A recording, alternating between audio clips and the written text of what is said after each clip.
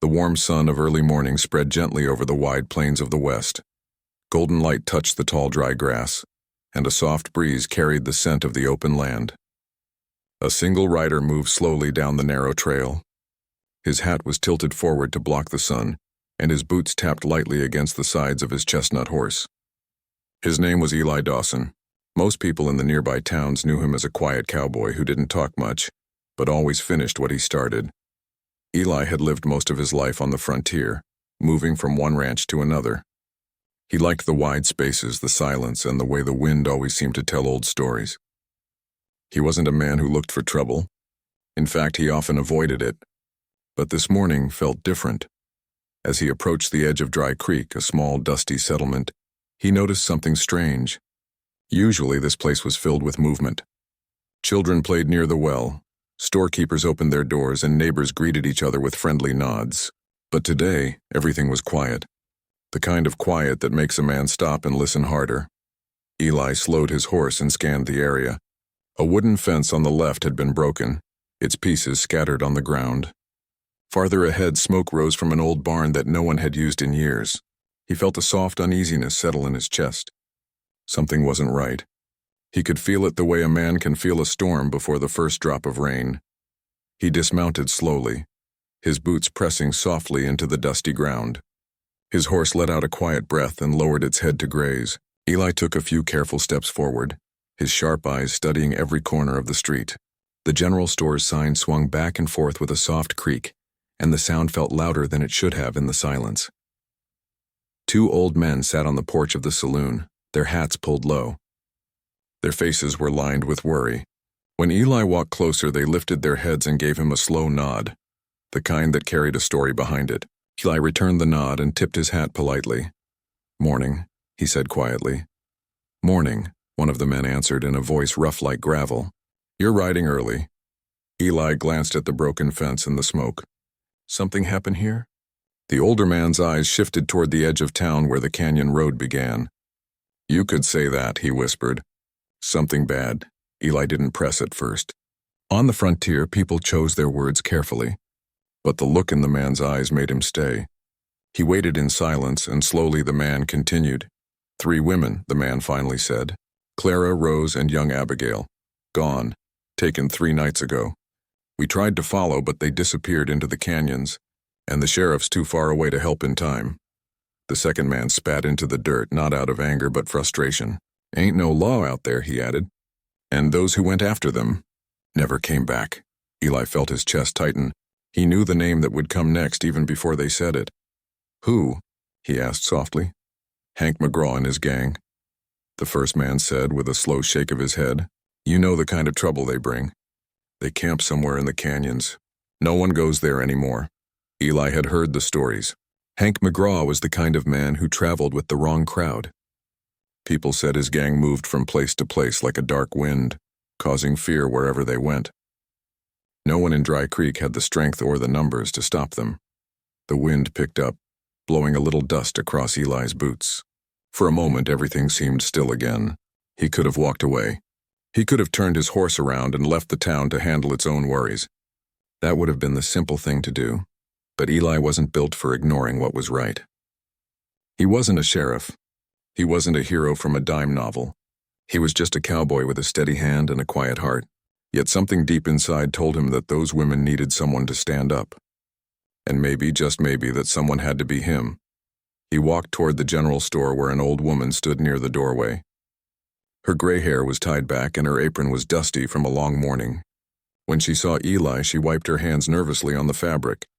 "Eli Dawson," she said softly. "I hoped someone would come." Eli gave a small nod. "Tell me about them," he said. "Clara's the school teacher," the woman explained. "Kind soul. Everyone in town loves her. Rose works at the bakery. She's got a sharp mind and a brave heart. And little Abigail, she's just 15. She helps her father at the blacksmith shop. Those girls are family to this town." Her voice shook on the last words, and Eli could see the fear in her eyes. It wasn't just fear for the girls.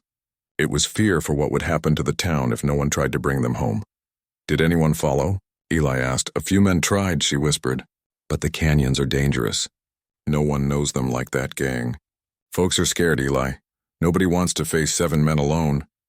Eli stood quietly for a moment. He wasn't a man who spoke a lot, but when he made a choice, it was steady as stone. He turned back toward his horse and tightened the saddle straps.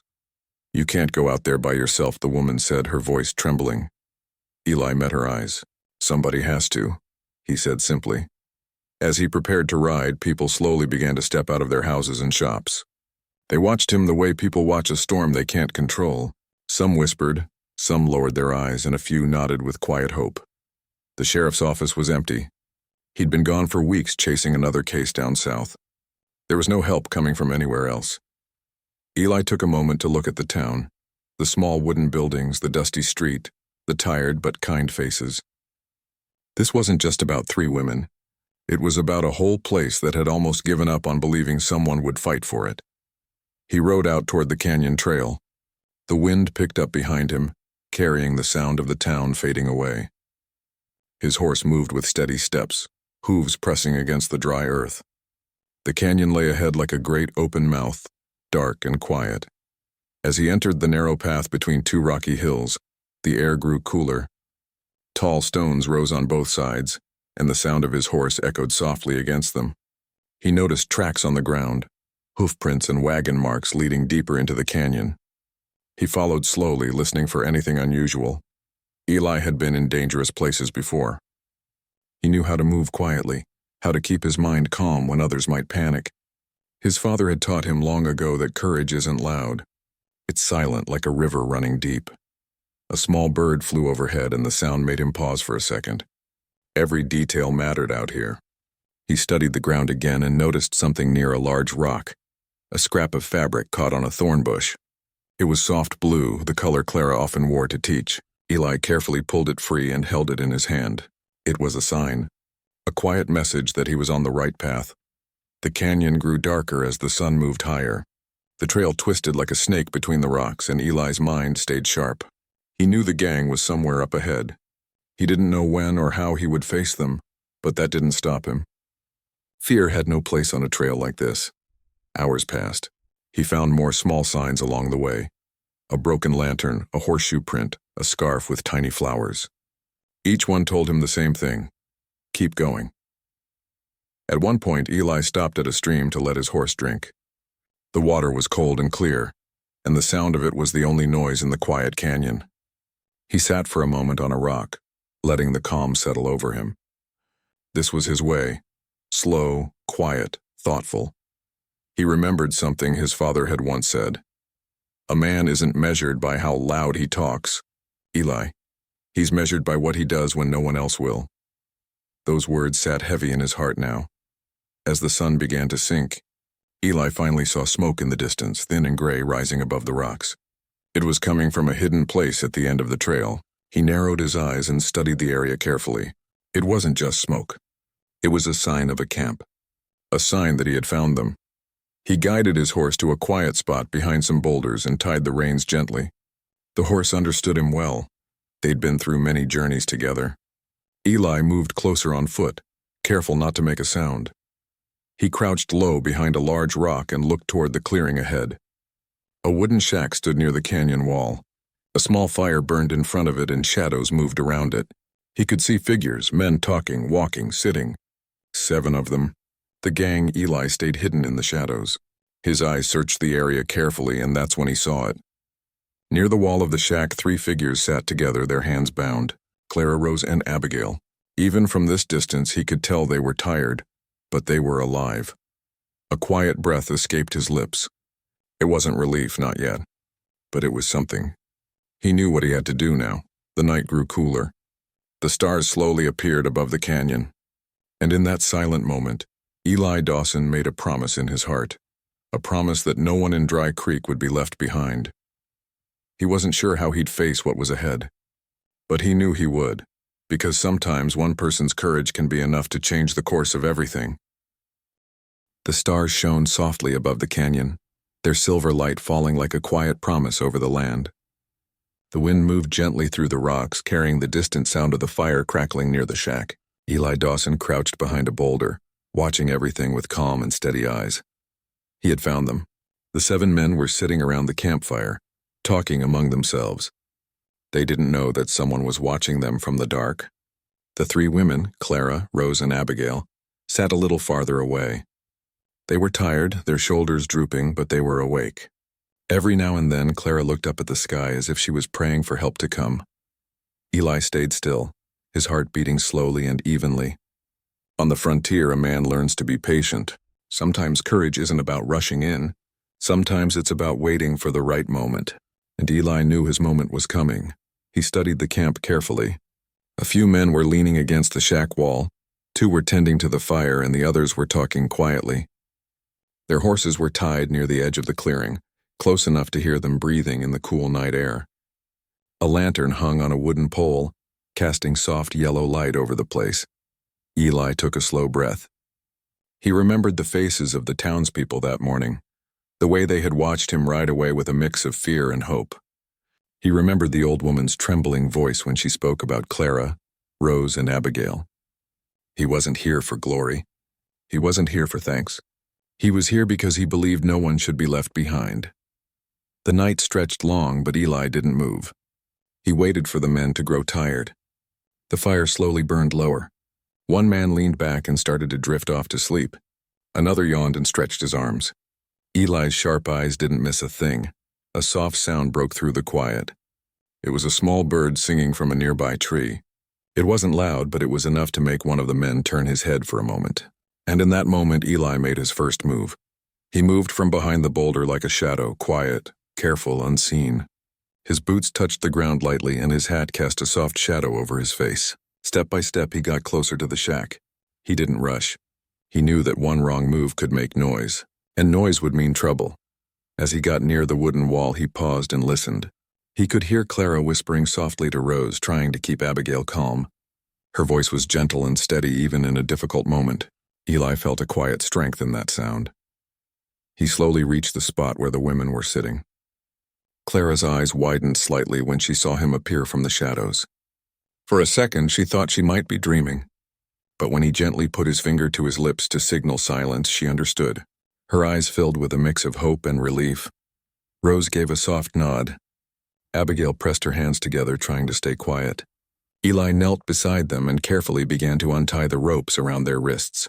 His hands were strong but gentle, moving quickly but silently. One by one, the knots loosened. The women didn't say a word. They didn't need to. In that quiet moment, trust spoke louder than any words could. When their hands were free, Eli pointed toward the canyon trail. Rose leaned close and whispered softly, "There are too many of them." Eli's eyes were calm. "Just stay behind me," he whispered back. His voice was low but steady, like a promise that could not be broken.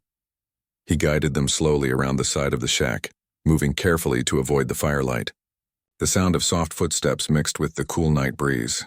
The horses stirred a little but didn't make any loud noise. Everything depended on silence. But just as they reached the edge of the camp, a wooden crate shifted slightly under Abigail's foot. The sound wasn't loud, but in the still night it was enough to make one of the men turn his head. Eli froze. The women froze. The man squinted into the dark, rubbing his eyes. "What was that?" he muttered to the others. Another man looked up, sleepy and confused.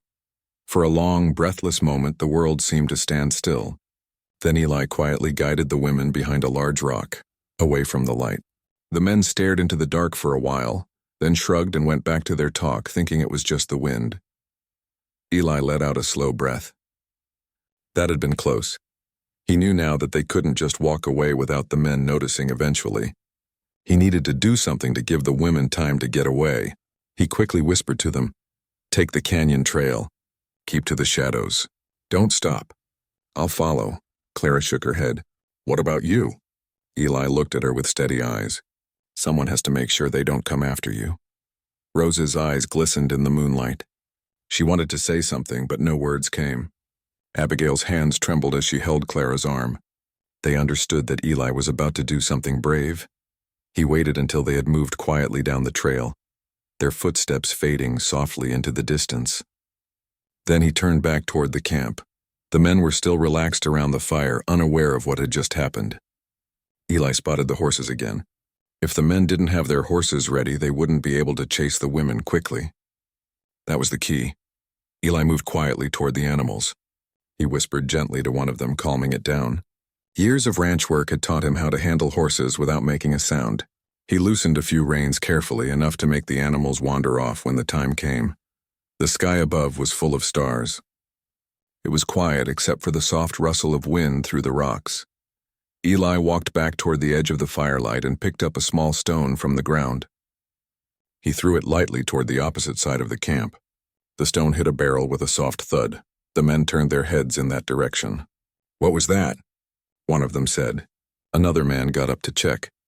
Eli used that moment to move to the other side, his steps silent. The horses stirred and began to pull gently at their loosened reins. Two of them wandered a few steps away, making more noise. The men grew confused. "Hey, what's going on with the horses?" one shouted. Suddenly they were all distracted, some looking at the barrel, some running toward the horses. Eli slipped deeper into the shadows. By the time they realized something strange was happening, Eli was already on his horse, guiding it toward the trail. Behind him, the women were moving quickly but carefully through the canyon. Clara held Abigail's hand tightly and Rose led the way. Their breaths came fast, not from fear, but from the rush of hope. The open sky above felt wider than before. Eli rode up quietly behind them and gave a small nod. "Keep going," he said softly. They moved together through the winding canyon, their shadows stretching long under the moonlight. The cool night air touched their faces, and every sound, the horses' hooves, the rustling of their clothes, felt louder now that they were free. After some distance, Clara turned to look back. She could see the small glow of the campfire far away, growing smaller with every step they took. Rose whispered, "Do you think they'll follow us?" Eli shook his head. "Not for a while," he said calmly. "We've got a good start, and they won't find their horses right away." Abigail's eyes were wide, but she felt safe for the first time in days. She kept close to Clara, who whispered quiet words of comfort to her as they walked.